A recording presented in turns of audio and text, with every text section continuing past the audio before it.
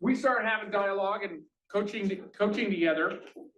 And in that process, he saw the opportunity with Assumables and an opportunity to pivot his business.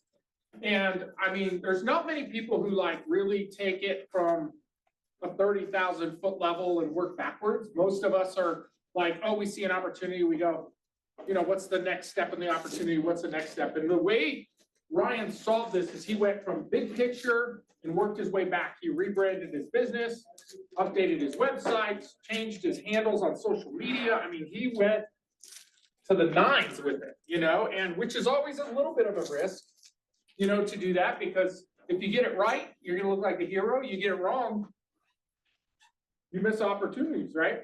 But fortunately, what was great is it worked out for him. Ryan was like, hey man, I want to help other agents understand this on a better level.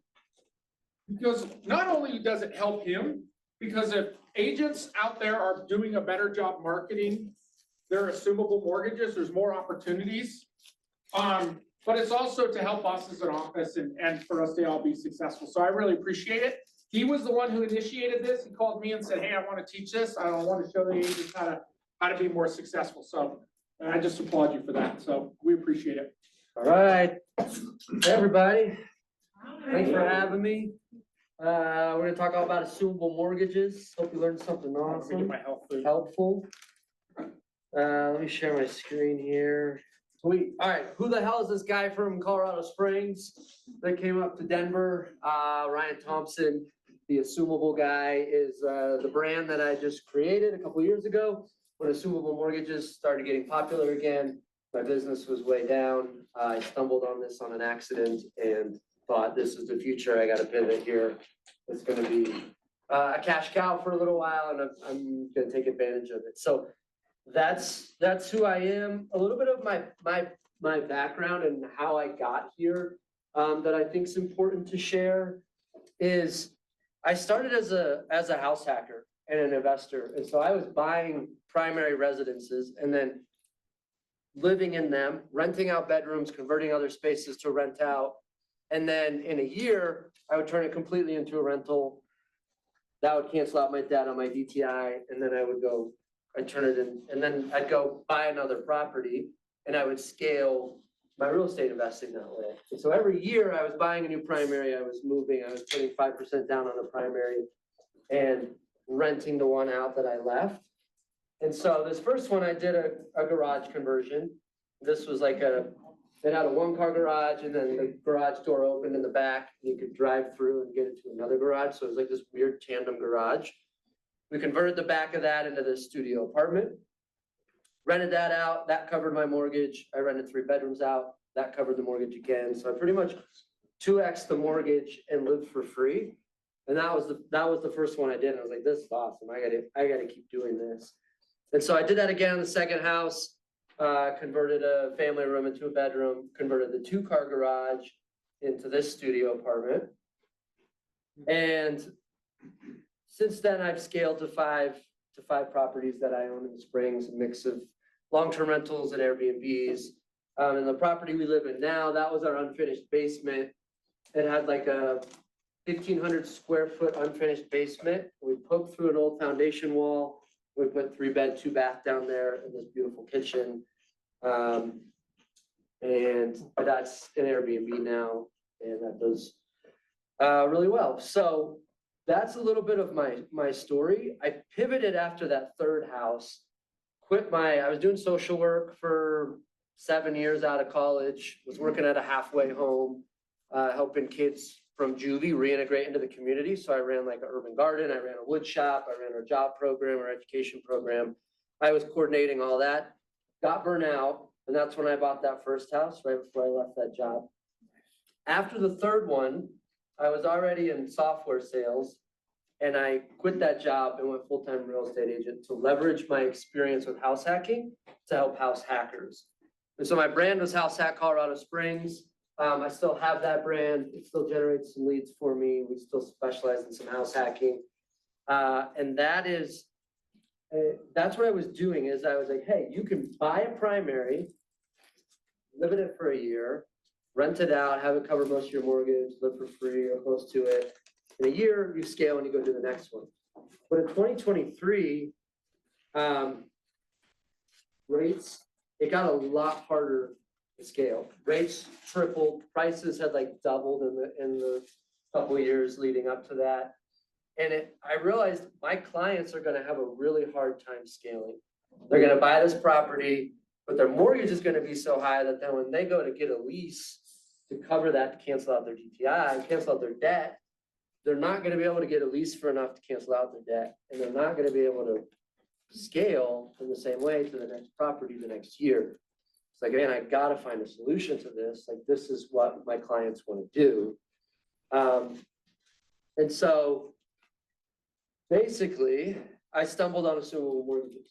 One of the title companies in the area was putting on a presentation on how Assumable Mortgages work. They were relevant for decades and they were coming back. And so I went to this presentation and I thought, wow, that's the answer to what my clients need. They need to be able to get into these low rate mortgages. They can get a lease, cover their debt and scale to the next property. And so I was going down that path of, okay, this is the answer for house hackers, right? I'm going to scale house hacking by getting them into Assumable Mortgages. And then I realized this is way bigger than house hacking. This is every primary home buyer would be stoked on getting a 2 or 3% interest rate when the rest of the rates are 5 or 6 or 7. I started asking questions like, can investors do this? You have to make it your primary. What are the ways around that? I'm always sort of looking for, you know, the legal ways around things to be creative. And finally, after a year or two of assumables being popular and having some precedence, investors were starting to close, and the VA and the FHA servicers knew they were investors and not going to move it in. And so I was like, okay, there's precedent for this. Investors can actually do this. So that's sort of how I pivoted to the Assumable guy, and how I got into real estate. Started that. We have 80 plus buyer broker agreements signed right now, for buyers that are looking for low rate Assumable mortgages. And I started the Assumable guy team this year, and we got 3 agents. We're growing, we're expanding. Our vision is to make home ownership possible again by making it more affordable. And so our goal is to be in 10 markets by the end of next year, and scale this to different markets around the country. And obviously make a lot of money doing it. Because when you help people, you usually get a lot of money doing it. All right, so here's what we're going to talk about today. That's who I am. That's a little bit of my past. This is what my hope is for you guys to walk away with today. That you're going to know what Assumable mortgages are and what they're not, how to communicate this value to clients, and I'll give you some resources for doing that. How to find them. When you know where to look, they are pretty easy to find. There's a ton of misconceptions around these, so we'll walk through some of those so you can address listing agents, buyer concerns, etc. And then how do you close these deals? First, why does this matter now? You know, we all know this. Mortgage rates in 2021 were 2.5, and now they're 6.5, 7. So mortgage rates are high, and they've been falling since the 80s, right? And so everyone, this strategy was super popular in the 80s, right in the 80s when it spiked there, late 70s. And everyone that did them then has forgotten about it, or is just not doing business anymore.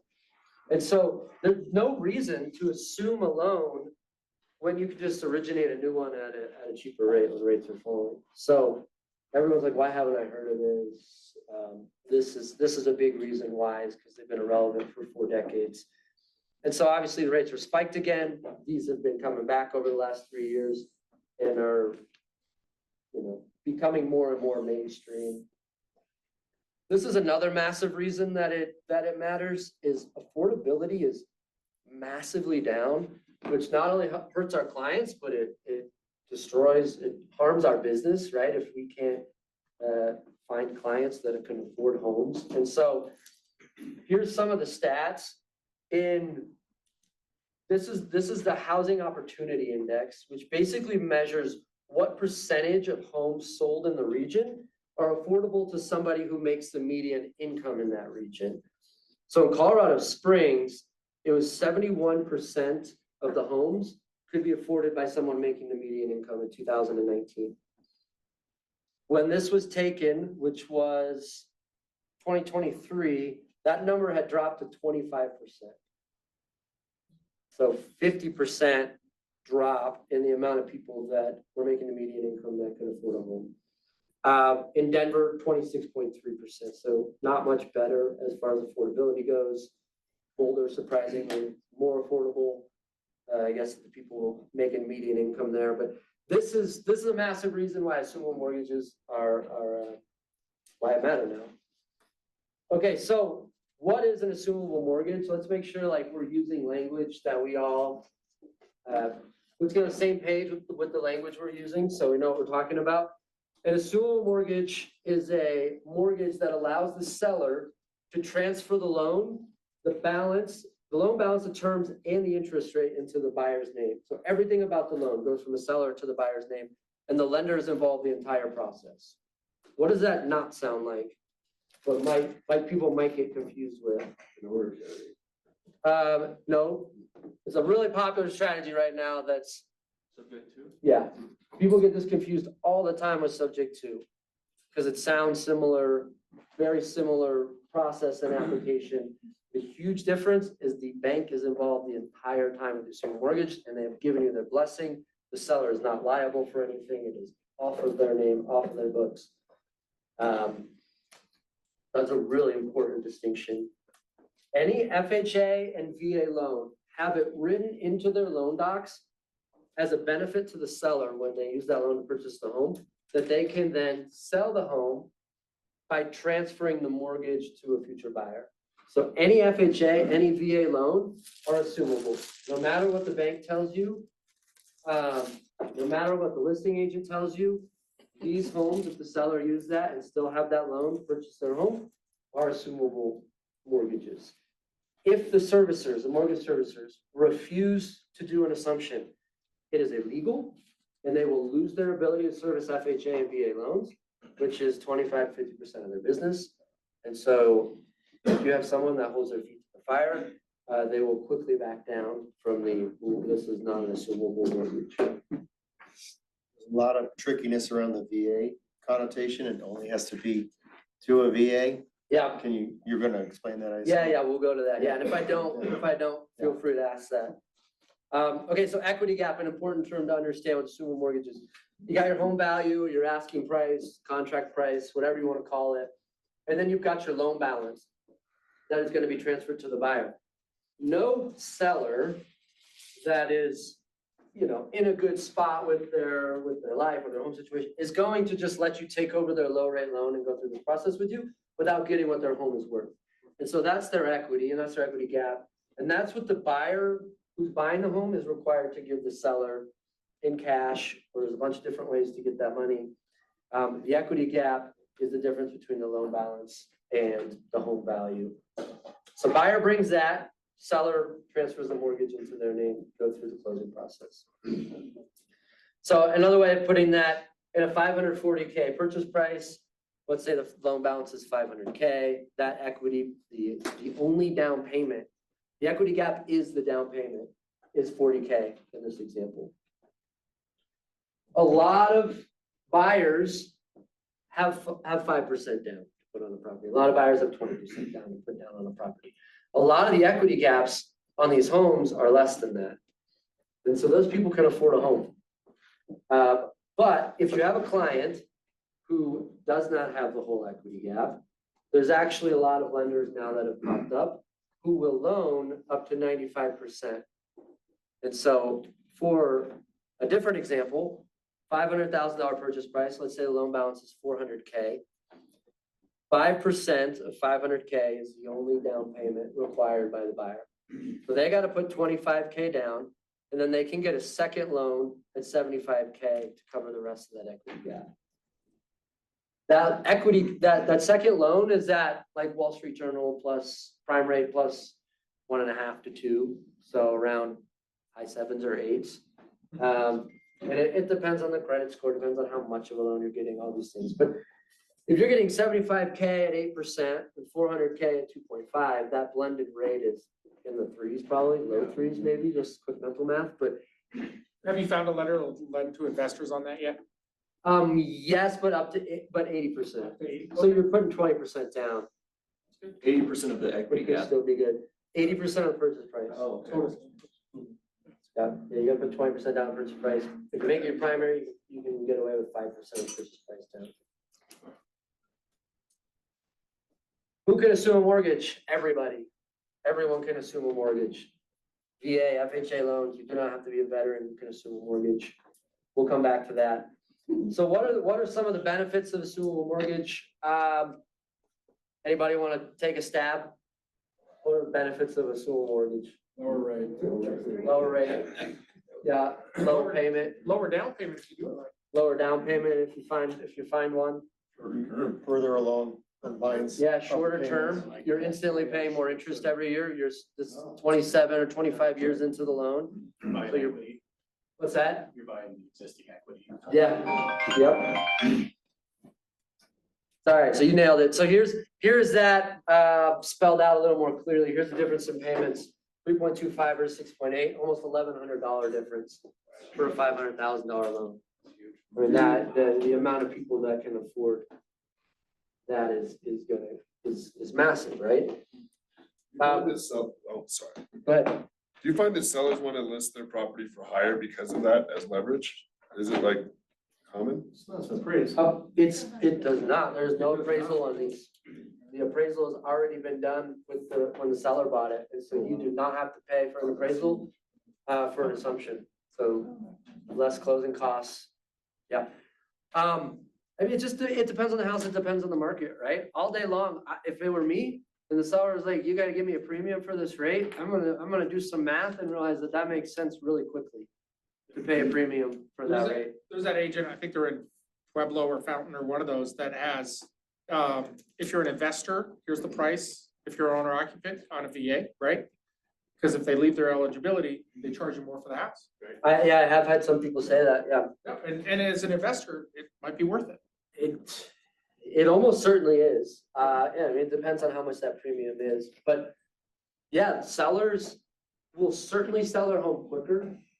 Cause if you're putting down the same amount, buying it for the same purchase price, but I'm getting it 2.5 or 6.5, like my neighbor across the street selling the same home at 6.5, but I'm selling a home at 2.5, right? I'm gonna get a lot more offers. I'm gonna sell that house a lot quicker. And depending on that interest or the market or what's going on, sometimes that translates to a premium. But there's still a lot of misnomer and misinformation about this. So that's where the fear that already is very present in the world today comes in, where people just discount it. Yeah. Walk away from It it. takes a lot of educating listing agents, so empowering them to do that so they can go talk to their sellers. Okay, so here's that info captured in another way. If you look at that far right, this is the same loans we're comparing. The amount of principal you'll pay down in the first 5 years, $23,000 more principal in the first 5 years with that lower rate. You'll pay $88,000 less in interest. And this number, which is like shocking, and if someone was up here saying that, like I would be checking this number, $390,000 less in interest over the life of the loan. That's why banks don't want you to do it. It's crazy. All right, so here is a resource that I've got for you guys. This is something you can use to communicate the difference to your buyer clients when they're concerned about the payment or you're trying to communicate the benefit of an assumable mortgage. It's also something you could use to communicate the benefit to a seller, right? To say, hey, I know how to market your assumable loan, and here's why more buyers would be interested. Look at these savings. So we'll quickly show you that. And then I'll have a QR code if you want to download it. So mortgage one, let's say it's $550,000. Loan balance 500. This is where you put in all the assumable info. And then this is where you put in the new loan that's being originated. The colored boxes are what you put in. If they're not colored, then you don't want to enter anything in there. So we'll put the current loan balance at 500, let's say. that calculates the equity gap is 50K. Interest rate that you're assuming is 3.25. Interesting hack for you math nerds. When you are calculating an amortization schedule, if you have the current loan balance and the remaining terms, you can just plug that in and it will give the same principal and interest payment as the, original loan balance in 30 years. So you put current loan balance, loan terms left, and that's gonna give you, if you were to assume it in that month, what's your principal pay down, interest, and total payment gonna be for the amortization schedule. So that's that, and then all the same info for the new loan. So we're gonna do the same loan amount, right? Current loan amount is 500, so let's do 500 for the new loan amount. It'll calculate all of it, if you wanna go through that. And then it puts it all in a nice little chart over here. It will tell you, here's the monthly payment. So you're looking at about $939 less in a month. 5 years, principal pay down over 5-year difference, interest paid over 5 years, total interest paid over the life of the loan. I don't think you've thought about this stuff. Not at all. I can't stop thinking about it. That's part of the problem. All right, so here's that if you want that. We can always do this later too if the QR codes are hard to make work from a distance. And you'll have my info I don't think I've too. ever seen anybody raise their phone so fast. Come on, you're sharing your secrets. Did you build that yourself? Yeah, That's awesome. Thank you. yeah, of course.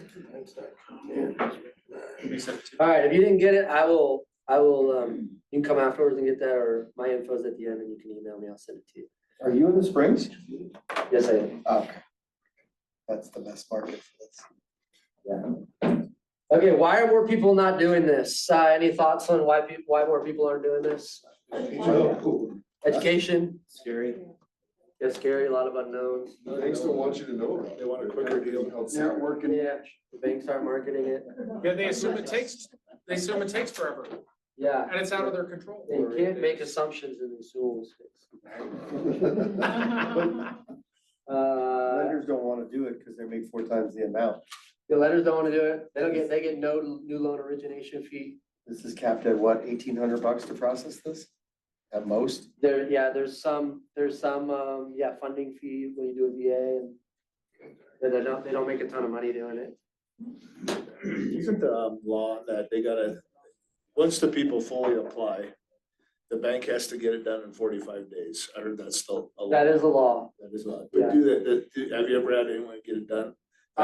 Ends Credit Union has got it done in under 45 days.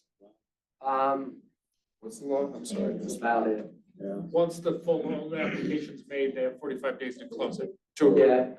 So they have tricky ways around that, and two, there's no enforcement of that, so they don't. I always felt like they were trying to wear the buyer out to just say, oh, screw it. Yeah. Because they don't want that. Yeah, and the seller, right? The Yeah. seller just stops extending it. They're like, this isn't gonna work, let's move on. Yeah. There's ways around that, I'll share with you. Or good solutions to that, I should say. So, yeah, you guys nailed a lot of those reasons. Big ones are a ton of misconceptions and then just lack of education and awareness that it exists. I had a client ask me last night, why aren't more people doing this? And I said, well, have you heard of it before? And she was like, no. And Yeah. Well, they're hard to search, right? It's not like you can go on Zillow and Unless you search know where they are. assumables, Yeah. it's. Will title companies give you lists of assumables or will? Sure, you can go on and pull FHA VA loan info is public info, so you can go find every home that's been bought with the FHA VA loan. Are there any others outside of FHA and VA that are assumable? Not really. USDA. You'll hear USDA, but it's only for like other family members. Okay. So I wouldn't waste your time on USDA. Okay, so why aren't more people doing this? Lack of awareness and education, right? What I talked about when I showed that graph of interest rates, they've been on decline for 40 years. So you just go originate a new loan instead of assuming. So everyone forgot these things existed and everyone is relearning how they work.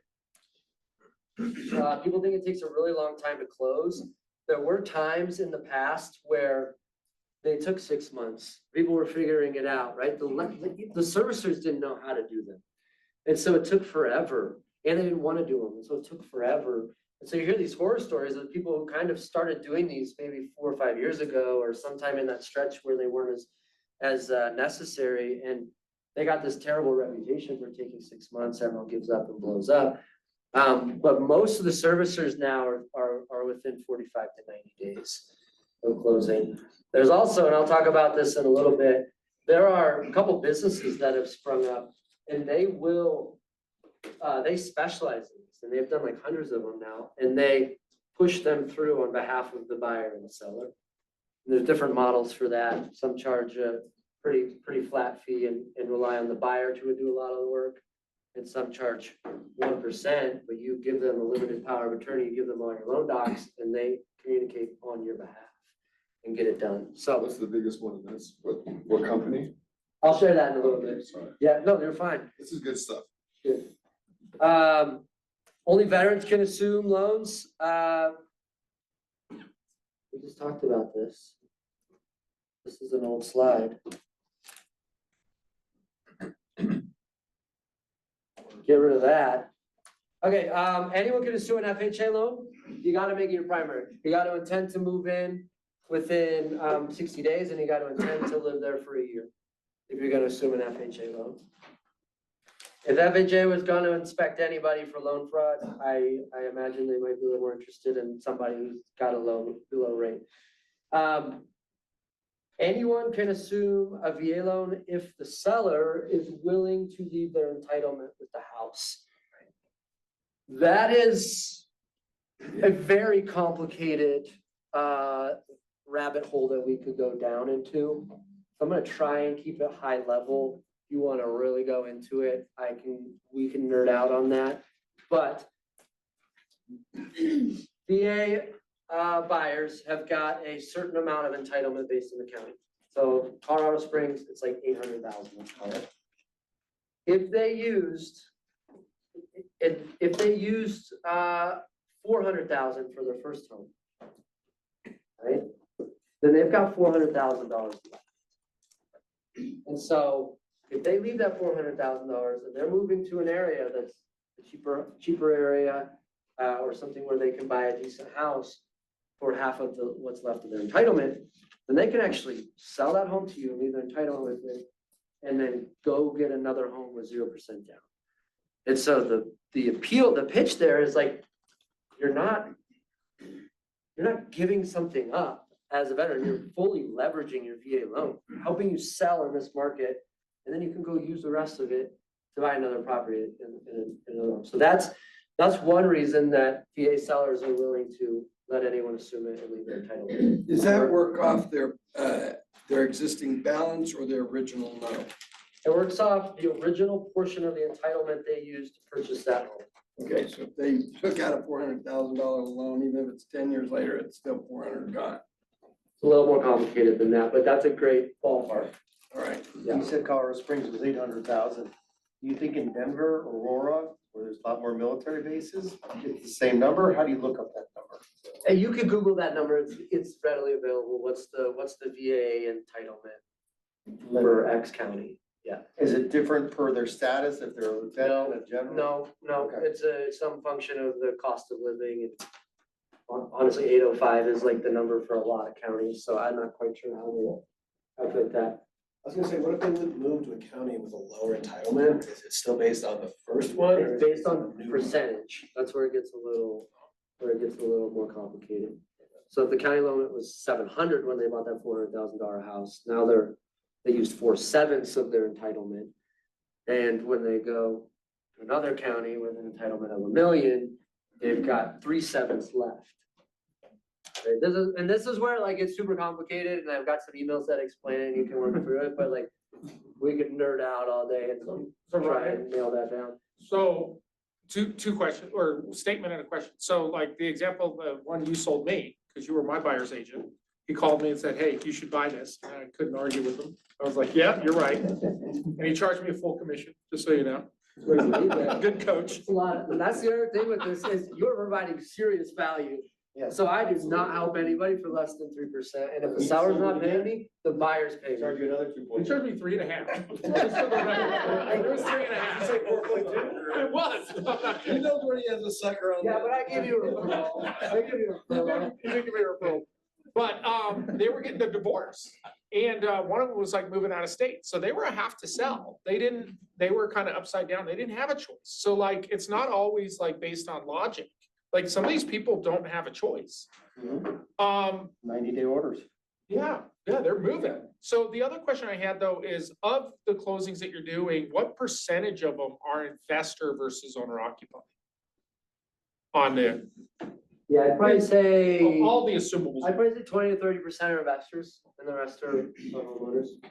Yeah, because you started off just focused on investors. I did, yeah, and then I realized investors, yeah, because I want to help investors, because that's what I was excited about, because that's what I was doing. And then I realized they're kind of a picky, unrealistic bunch. Why you looking at me? I'm just answering your question. I wasn't looking at you. So they want a low down payment, they want to rate in the twos, and they want cash flow. Mhm. And it's like, there's different levels over here. You can't get all of these things. So, I realized that maybe the primary home buyers were easier to sell, but I still do a lot with investors. Yeah, a couple other quick reasons. VA might be willing to leave their entitlement. They have a spouse that's also in the VA, or that was also a military or veteran. They've already bought their home. They're doing really well. They don't need a 0% down loan, and they don't need their VA loan benefits. They just want to sell their homes. There's so many reasons that they would be willing to do this. You don't want to answer my question, I can tell by that look. Anyway, if you have a spouse, 2 vets, do they get, and it's 800, do they get 800 apiece? Yeah, they each get their own. Yeah, they each get their own. Yeah, they each get their own. That I didn't. Yeah. Good. No.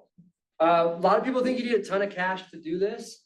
I'll show you the websites on where to find these. And they tell you the equity gaps, but there's a lot of deals that are under 10K or no equity. There's a huge amount of deals under 50K. If you got 20% down, you're covering almost every equity gap. Plus, remember, we've got the lender that if you put the primary buyer puts 5% down, you can get a loan for the rest. A lot of people only think this is available for owner occupied properties. We just talked about how investors can assume them. People have a really hard time finding these. They don't know where to look until they do. Lenders add a ton of friction to this process. They would love that $400,000 at 2.5% free up so they can reloan it at 6.5%. And they don't make any money, very much money at all doing these. They can't charge a new loan origination fee. And so they just have not spent a ton of effort, like making the process efficient or enjoyable or quick. They try and get you to go away. And then, a lot of agents are reluctant to do these deals because of all the horror stories. Maybe some agents can't explain the benefit of these numbers like you guys can. And so they don't understand the benefit of it. Definitely can't communicate that to their buyers or their sellers. So all this means is opportunity for us when we can understand all those things and the path forward. So here's a couple of more reasons why agents avoid it, right? Banks make it hard, it's time consuming. Colorado Springs does have an MLS filter. I checked RE Colorado last night. They do not. Regardless, We it used to, doesn't they took it matter. out. Interesting. So dumb. It doesn't matter because now you're just relying on an agent to be aware of what a assumable mortgage is, to ask their seller if they have an FHA VA loan, and then to put it in the MLS. And so the chance of all three of those things happening is pretty rare anyways. So you don't need the MLS, and I'll show you where you can find it maybe somewhere else. So some different things that might come up when you're communicating with listing agents. You guys nailed this one earlier. Is it sub 2? I get that question all the time, and I have to really clearly communicate this is not subject to. Your seller is completely released of liability from the loan. It's transferred to the buyer. The bank gives their blessing the entire way.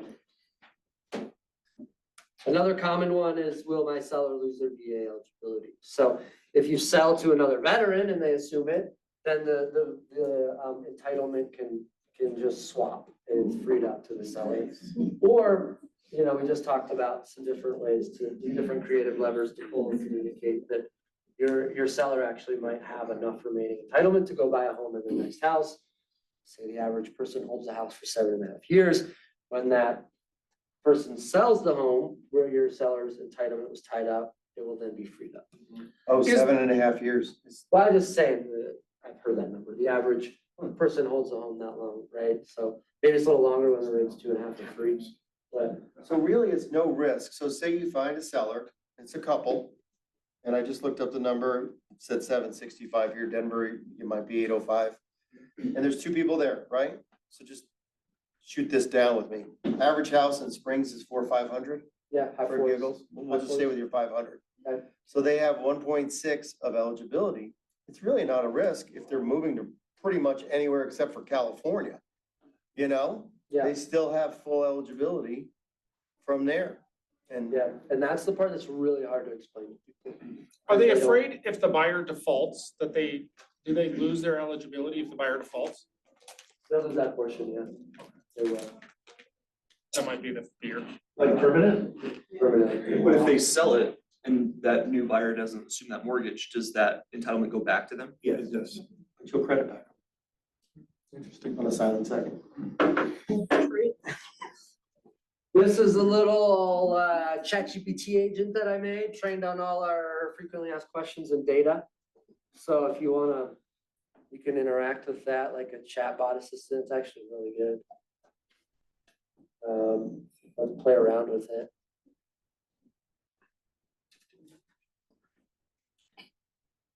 What question do you want to ask? Can you go back to that, please? Yep. If you are. Yeah, hold on. That was an easy question. Easy question, yeah. That's awesome. You made your own chatbot. That's so Can cool. you go back?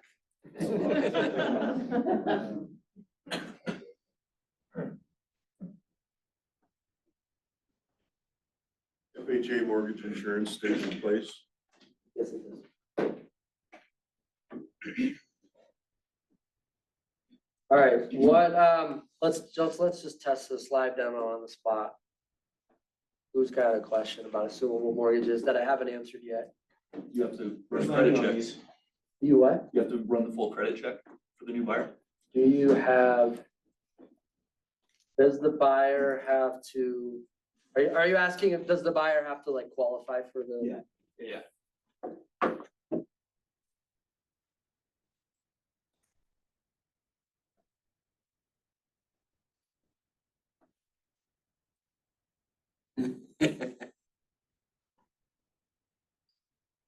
That's great. Not a subject to deal nice. Knows how much I say that. Weird, I'm searching you in GPTs and you're not coming up. Scan the QR code, Sean. I did, but it's going to my phone and my stupid phone I'm is. just kidding. I'll give it to you later. Email me if that didn't work. But that's a great spot to get some FAQs answered. Okay, so when you get a client under contract as the buyer, you'll start with the servicer request to do the assumption. And then the buyer's got to go through the qualifying process, and you got to get approved, and then you can close. Again, this process typically takes 60 to 90 days. These days, like 120 is sort of like the max that I see. And some agents, some servicers are even doing it in under 45. Here are the 3 companies that I have used to do assumption processing. One is Assumption Solutions. They're based in Colorado Springs. They were kind of the first ones doing this. They're national. They changed their pricing. I think it was $1,000. I think it is around 1,000 per side. Obviously, you can negotiate who pays that. They are a little less hands-on, but they're cheaper. Right? They're experts, they know what they're doing, but there's still some onus on the buyer and the agents to like communicate with the banks and turn in docs, et cetera. Yumi, Assumption Specialist, which is clever with the donkey, is an ass, and then umi, so assume. And then Rome are 2 that charge 1%. and they're way more hands-on and will take all your info for you and communicate to the banks on your behalf. And so I require my clients to use Yumi, and because of how hands-on they are. Mike's awesome. They gotta use Yumi, What's the cost? 1%. And you split that. It's all negotiable, right? But I But that's for usually both tell my sides. buyers to expect that they're gonna pay for the whole thing. Okay. Because if they're gonna, if you're trying to assume the seller's loan, I mean, it all depends on the situations, right? But I tell my buyers to expect that you're gonna be paying that whole thing, because you're asking to get the seller's loan. At this great rate for them to go through this process with you, trying to incentivize them to wanna do that with you, like, you're making your life easier. You should expect to pay for all this. So if you had to rank them, how would you rank them? Yumi 1. Solutions 2. I'll tell you when I'm not being recorded. It's a very small room, right? Here's how you find assumable properties. MLS is one. This is Colorado Springs, PPAR. You got all these filters. have it in there. PPAR does. RE Colorado does not. And again, you're relying on agents to put this in here. So, In RE Colorado, there is under, loan terms, I think there is an assumable, but nobody ever, I don't think I've ever seen that in there. yeah. I It's searched for it qualify last night. assumable. Okay. Yeah, it says qualify assumable under, I think it's under loan terms, but nobody ever uses it, so. yeah. It only matters if agents put it in. in PPA a lot? This Yeah, is- but I don't use the MLS to find them. I'll show you how I find them. This is my vantage point. Yeah, I don't disagree. All right, so I have a great website, theassumableguy.com. You can find properties on there. So.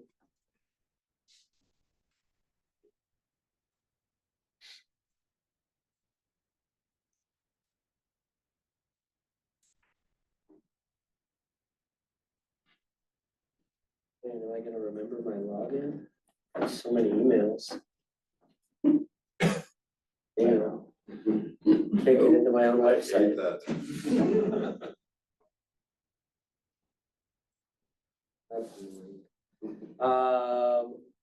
Sean, what's your email? I wonder which one I'm in, Sean Modry at kw.com.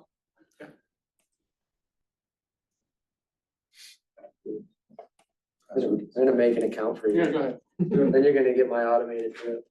You're all gonna get that if you sign up, but just be like, hey, I'm gonna get in your brokerage. 303 Stop texting me. 507 2268. What? 507 2268.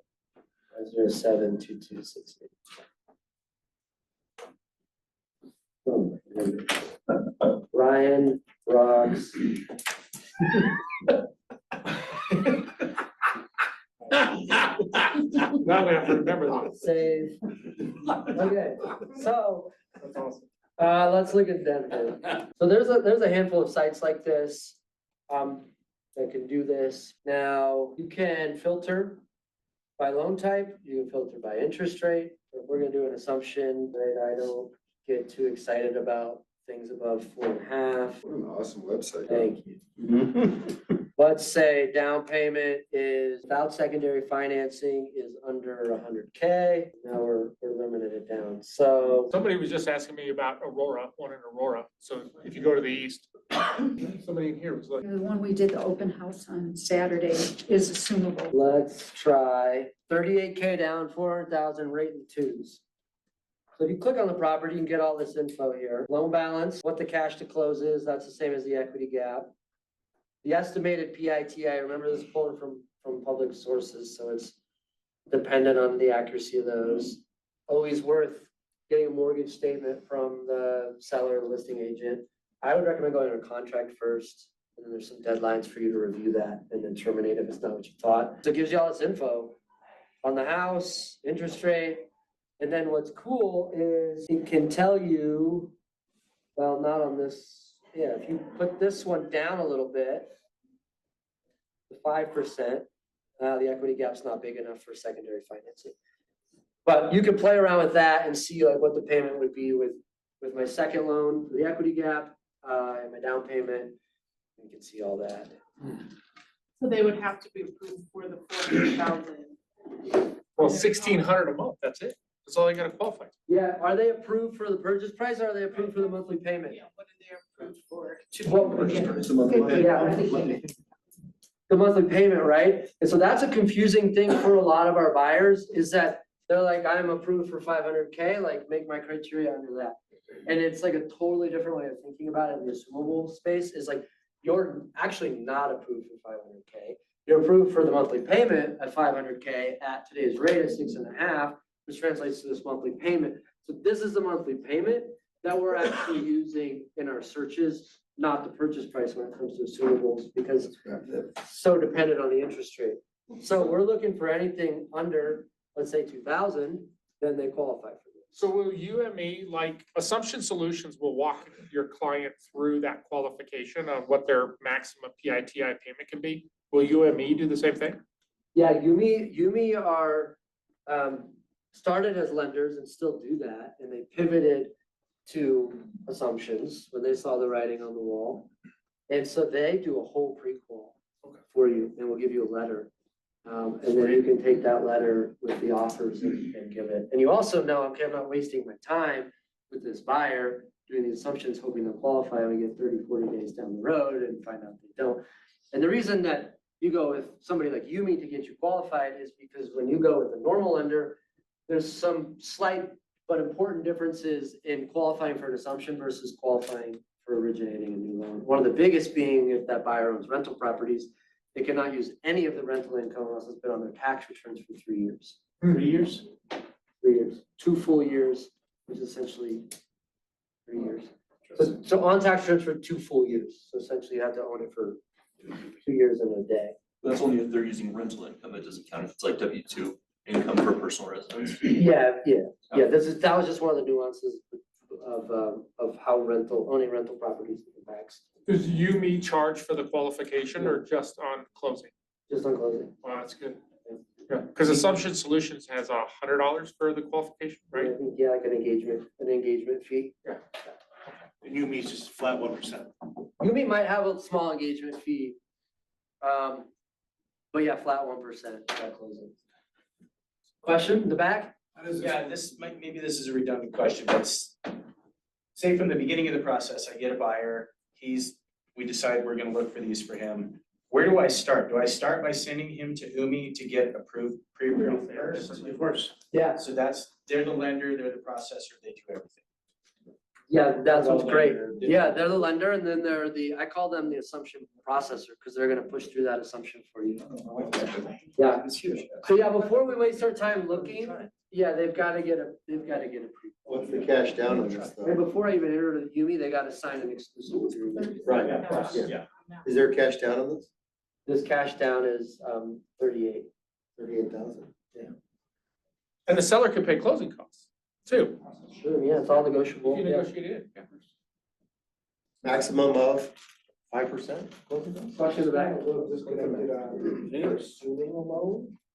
There's another lender involved? Aren't they assuming the loan through the original loan originator? Yes, yep, but, So that Yumi or whoever, they're just kind of pushing the paperwork through. They're not the new loan carrier. correct.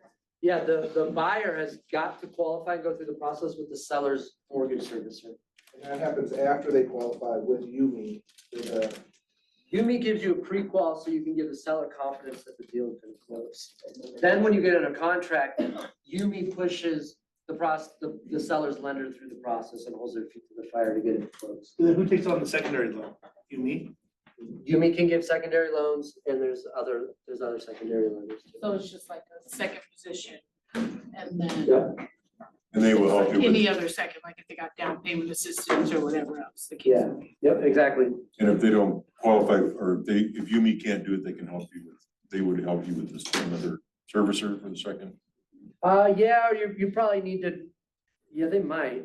They've got a couple they work with, so they can probably help you. If not, they probably know some other ones, I'm sure. Yeah. Somebody online said, how does it work with land? No idea how it works with lands. Yeah, I don't think Have it you done can, as a you land. can do a VA or FHA land loan. I don't think they exist. Yeah, I think you're right. You can do a land, you can do like 40 acres with a mobile home with VA, but you can't do just land. It has to be a USDA. structure on a VA loan. Yeah, you can do USDA. Yeah. But that's only families with this. Can you do it in commercial? I've seen assumable loans in commercial. I just had a, connection close on one, on a massive apartment complex that had 20-year assumable mortgage. It's crazy, because my understanding is, I don't do a ton of commercial, but my understanding is most of those loans are like 5 years, right? And you gotta refinance. Right. So assuming the 5-year loan is, in my mind, not nearly as valuable as 27 years left on a loan, like single family. If you can find someone 20 years, yeah, that'd be killer. That'd be killer. Okay, so With Rome is another good site to click around with. Again, if you sign up there, they'll be sure to reach out to you. I think you can tell them you're an agent, and then maybe they don't. All right, so here's I'm gonna share a couple success stories, but why would a seller allow someone to assume their mortgage? Their property's sitting. Yeah, help move the Getting property, divorced. They have to move. gotta move, Get more money. more money. We charge 10, Yeah, exactly. we charged an extra 10 grand if they wanted to do it, and they didn't blink. If you want that interest rate, it's gonna be a lot more work for us, so, and they gave us an extra 10 grand over asking. Yeah, all day long. All day long. That's a great You're deal. saving more than 10 grand in the first year on interest. You figure 10 grand at 2.5% is what, $50 a month? More? It's Yeah, all day. All day. all day. That's great. Yeah, he was happy. This was an investor that I had to put 50K down, and he got a 2.8% rate. He was pretty stoked about that. The house was like 550, so a little less than 10% down. And what does he rent it out as? He breaks even. That's the mantra right now, break even or lose a little bit for what the horizon will be. And people think that's a negative, but Pushkar got me hooked up with a guy or a lady who does the rapid depreciation. So this year on my taxes, I'm writing off almost $40,000 in tax. She's an accountant. Yeah, dude, she's awesome. What's She's that? an accountant. I don't know. No, something like that. I don't know, she charged me money, so that's She's the lady, she's the computer. What's the point? Does she have access to your bank? She does. But the point is like when Ryan put the one in front of me, like I lose, probably $300-400 a month, right? Between HOA and the taxes are high. But I was all in, 47, just about 8 grand out of pocket total, right? Down payment and everything. Yeah, the loan, what they wanted to sell for was less than their loan balance. So Yeah. Sean just took over the loan balance, Yeah. 0 equity down, and then had to pay some closing costs. Yeah, and I'm not breaking even with it, but when you factor in the tax savings, like, it's awesome, like, it's Well, plus.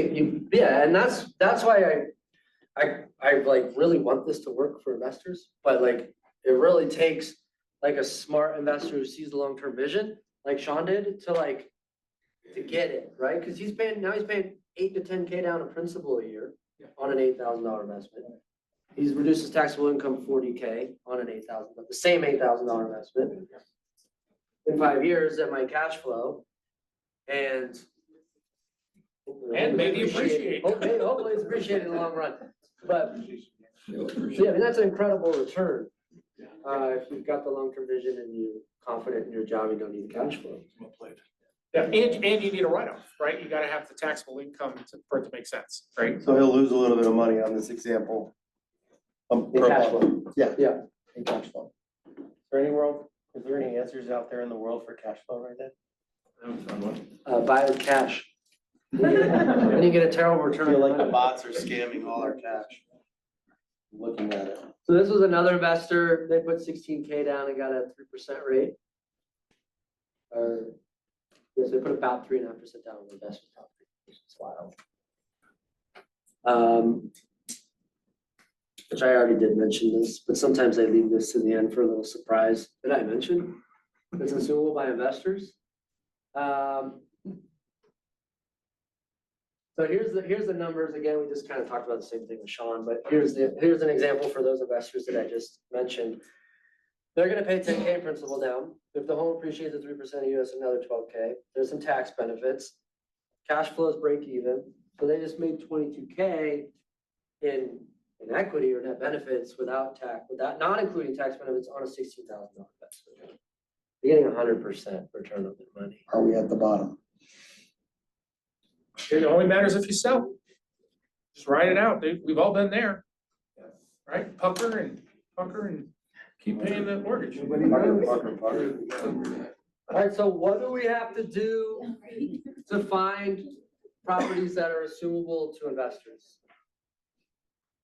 What are the criteria? And how would you find them? Look at your website. Well, that website just shows VA and FHA loans. So we don't know that they're assumable to investors, right? Search words. Search words. Sometimes people put it in the broker. Oh, maybe if the listing agent like is willing to let anyone assume it and put it in a word and search word and find it. Yeah, that could work. Interesting idea. Website. What I'm doing is I reach out to every listing agent that is selling a VA assumable mortgage. And I say, will your seller let someone who's not a veteran assume your mortgage? And if the answer is yes, then it goes into my spreadsheet. We run the numbers and we send it to the investors. And so that takes a tremendous amount of work, but it's a really valuable list for investors, and it's a really valuable list for all of the people who are not veterans who are looking to assume a loan. Because now they can look at FHA and they can look at those VA who are willing to leave their entitlement. So you're helping investors and you're helping non-veteran home buyers have more options. So this is an example of like a property that is assumable to investors. This is my listing. And he's retired, he's got his dream home, and he doesn't need his VA entitlement anymore. So he's willing to let anyone assume this. This is a zero gap? This is the zero gap. Yeah. Wow. James willing to pay That's right. all- That's why I sent you. I didn't know that it's your listing. Yeah, that's my listing. So, Since coming up. little selfless plug here. That's, you got somebody that wants a house just in the mountains outside of Woodland Park for $0 down, besides, and then closing costs, 3.75% rate. But that's an example of kind of the spreadsheet that I send out to my investors. And just so they can get it at a glance and see what it's about. So when I find these properties, run the numbers, send them to investors. Or when do you send that? Every Friday? Isn't it?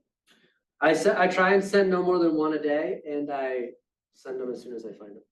Oh, okay. If we find two, then one will come the next day. Because I find that investors aren't looking at them. And to be clear, for those of you that are like thinking of a lead generation strategy, because we talked a lot about how to do this. And initially you were sending out everything to anyone, but now you're just sending it to people once they've signed the agency agreement. Is that Yeah, correct? they do not get access to this unless they sign an exclusive. So how do you get 80 buyer agencies, guys? You don't give it all away, right? Because we went back and forth on this for a while. Like, what happens if you restrict it, put it behind the pay line? And it was like, well, what if the lead flows? It didn't. That's is something I dangle, when people reach out on different properties, like, hey, I've got a whole list of these. You want to be like, it's reserved for my clients because they've agreed to work with me and I have to provide, I have a duty to provide the value to them. Like, do you want to talk about what it would take to become a client and have access to this list and get these emails? I have a duty to provide the value to the. People usually, people are usually pretty excited to like, go, yeah, I'm interested in going down that process. How's that work? So that's the emails I send. Here is something brand new that I just rolled out with my IT guy. And we're gonna do a live demo of it. This is the second website that I have. And this is all of those hours and hours and hours and hours of work to find the properties where they've said, yep, we'll let anybody who's not a veteran assume it on a map. And right now, no one is doing this. Everyone's got the VA FHA, that's easy, public info, go find it. Public info to see what's on the market, when they're on both, put it on a map, right? The other website I showed you did that with Rome does that. But this is my, that's all that data, and then you can also filter by my list that says, here's the non-veteran. Or I call them non-veteran VA loans, so the VA loan that's willing to let someone that's not a veteran assume it. Gotta come up with a better name than that, but that's what we're using now. So 491 assumable properties on the Front Range of Colorado right now. And if you go up and do non-veteran VA, it's, Come on, baby. wait a second. There you go, 58. So maybe a little more than 10%. Dude, that is so freaking cool. So I think this is incredibly valuable data, especially if you want to do some assumables. Because And- if you guys haven't done the work of texting agents or calling agents and saying, will your seller assume? And then the moronic responses that these people come up with. I don't do illegal things. I'm gonna turn you in. Like, you're like, I had the real estate commission call me to say, can you teach a class on assumables? Because these agents don't know what they're doing. Like, it's so crazy, right? Like the amount of work it goes through to find those 58 properties is probably what, 2,000 texts, calls? Oh, yeah, it's a tremendous amount of work Yeah. every week and all the communication and the emails. Fun example. I got a text something along the lines of, you hate veterans, why would you do that? I would never advise my veteran to do this. Yeah. I now have that person's listing because they said no to me and this person was pissed off. I never reached out to the seller. Seller somehow found me and said, hey, I'm sick of my listing and I'm not getting no activity. Hopefully that's nobody in here. Not getting any activity. Will you come meet me at the house and talk about it? And I was like, yeah.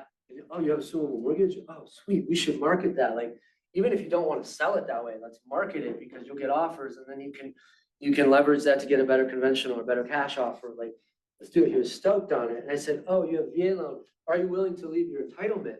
He's like, yeah, I got my dream home. Like, I don't need my VA entitlement anymore. What would I need that for? Like, I don't need to buy another home. And this agent didn't ask him. She just told me and thinks she's protecting him and that this guy can't think for himself or something. Yeah. And so never even asks the agent. And now, you know, it's my listing. Well, and if you're nerdy like me, I'm scrolling the Facebook groups, right? The assumable Facebook groups. And it's the same thing, like you even comment, would your client allow an investor to assume? And they tear into you on those. It's brutal. Yeah. Like, I heard you got kicked off a couple of those groups. Is that true? I didn't hear that, did I? That's the rumor. I need to know more about that. Strong possibilities. What do you put for a closing date on the contract? 60 days, 90 days? And how do you Yeah. talk a seller into that? Yeah, good question. I put 60, knowing that it might be 90 or longer, because I do not want to shoot my buyer in the foot by starting with 90. So I do 60. We're hoping for that. It's kind of the average. It's a reasonable time frame. Then we get towards the end. It holds everyone's feet to the fire a little bit too. Assumption processor, the banks could care less, but they kind of care a little bit about our deadlines. And so, yeah, they'll do, when we get close to that, and it's like, oh, we're not qualified yet, or, oh, it's not gonna close in time, then I usually have Yumi reach out to the listing agent, hey, this is normal, this is the process, we need to push back. We have never had anybody not be willing to push back. So that's our strategy. So anyways, here's, you can see all the properties. These are all willing to let an investor assume it, or a non-veteran. And all these properties are filtered by you personally?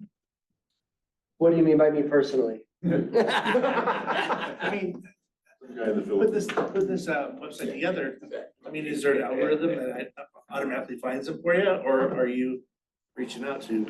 So we know all the properties that are VA FHA, we know all the ones on the market, and then we're reaching out to all of those and finding the hand raisers. Yep, we'll let anyone assume it, we've got a VA loan. So personally, you're reaching out. Well, no, my team is. Yeah, yeah. And then you're taking that marketing to the investors and buyers. And then I put it on a list, and then my IT guy now is taking that list and putting it on this website. And so you can see all the ones that are there. So here is the exciting thing for you guys today is all of this is free to you. And Hell, yeah.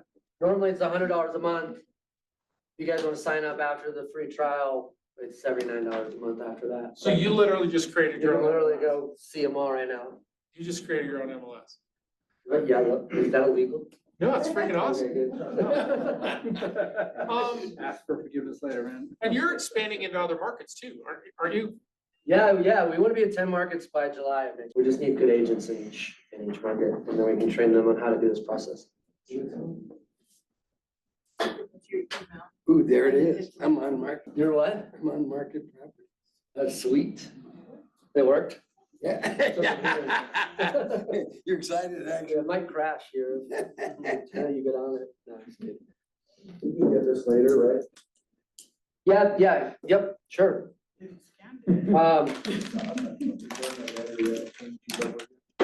Yeah, shoot me. Here's all my contact info. That's all I got.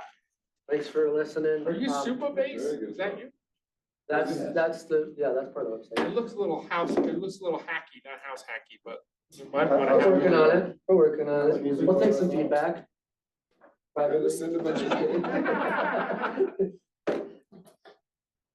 Yeah, so you send me an email. If there's anything you didn't get to scan and you want, shoot me an email and we'll send it to you. That's all I got. Thanks for having me. Thank you. Thank you. Now, who all here feels like an underachiever all of a sudden? Yeah.